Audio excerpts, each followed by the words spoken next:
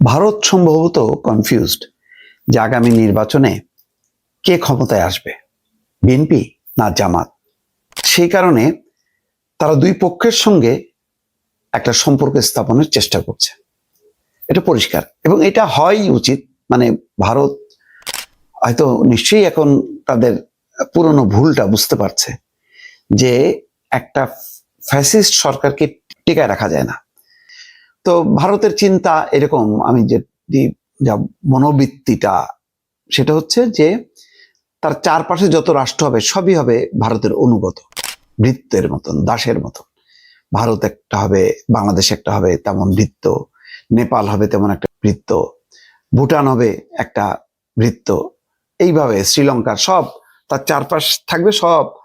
তো সেই সব দেশে গণতন্ত্রের দরকার নেই। গণতন্ত্র থাকলে বিপদ হলো এই যে কখনো ভারত বিরোধী কোনো শক্তি চলে আসবে, তখন ভারতের বিপদ।